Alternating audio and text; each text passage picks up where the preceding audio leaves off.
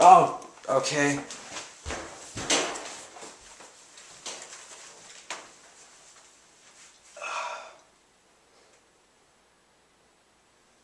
I'm Gianni, welcome to my presentation on Croatia. In America, we see the small nation of Croatia as irrelevant, but in reality, they've had a pretty big impact on our history as well as theirs. The nation of Croatia is a tiny strip of land on the Adriatic Sea, and it also consists of over 1,000 tiny islands. It is just across the east coast of Italy, and its capital is Zagreb, where about 1 million people live. Zagreb is estimated to be about 1,000 years old. And another pretty important city is Dubrovnik, where some of my more distant relatives live. The biggest parts of Croatia's history are their innovators. For in Croatia, they have developed and invented many important things that we use every day, such as the necktie, pens, telescopes, and dogs. They didn't invent the dogs, but the dogs originated from there. So anyway, let's start with the ties. You see, the Croatians had these things called cravats. And on those, they would tie them around the husbands' necks, the girlfriends and the wives would, to give them their blessing and love and remind them of how much they loved them when the men went off to war. And the French noticed these and mispronounced them, and thus the common necktie was born. Dalmatians also came from Croatia. They're named the way that they are because they come from the region inside of Croatia named Dalmatia. And it used to be that all of Croatia was called Dalmatia, but it's gone through a lot of political changes. Here's their system of currency called the kuna.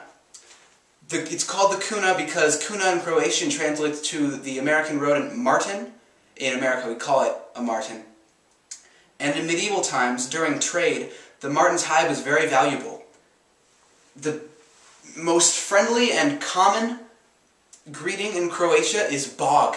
You say that to someone when you mean to say hello and goodbye, though its literal meaning is God. So it's kind of like aloha meets God bless. This is the first ever hydro-powered power plant. Hydropower continues to be one of Croatia's main exports, and this one is called the Iskris. Hydropower, getting electricity from water currents. This is the smallest cathedral ever. Croatia is oddly home to the smallest cathedral, the biggest truffle, the smallest town, and the oldest community theater. This is the smallest cathedral. Here's the oldest community theater. This is pretty cool. This is the oldest theater that's ever been opened to anyone. Open to the public, I should say. And Croatia's actually had multiple counts of points in history in the history of theater.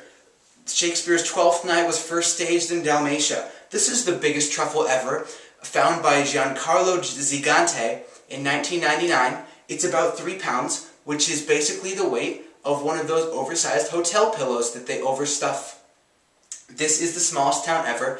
It's recognized by Guinness Book of World Records as the least populated town in the world, and they have the record for that currently. See if you can beat it. Even though there are only 20-something people there, they still consider it to be its own town, which is weird, because towns have more people than that. Hey, this is Marco Polo. He came from Croatia. He was one of the first Westerners to travel the Silk Road in China and visit the Mongol Empire. When he got back, none of his friends believed him, because they had never heard of a place so magical as to China. This is Marin. His name is Marin Getatic. Getatic. And he made the first telescope ever, even before Newton's astrological adventures. He died 20 years before Newton was even born, so he did it first. This is Croatian stone. Fun fact, the White House was built out of Croatian stone, as were other political and royal monuments in other countries.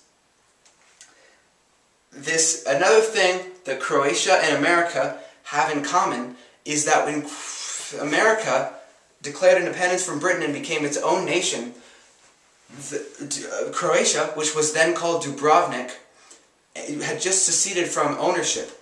And it empathized with America so much it was the first to legally recognize it as its own nation. This is some mechanical pencils and pens The common modern ballpoint pen was first invented in Croatia by Edward Penkala. The term pen is a reference to his name.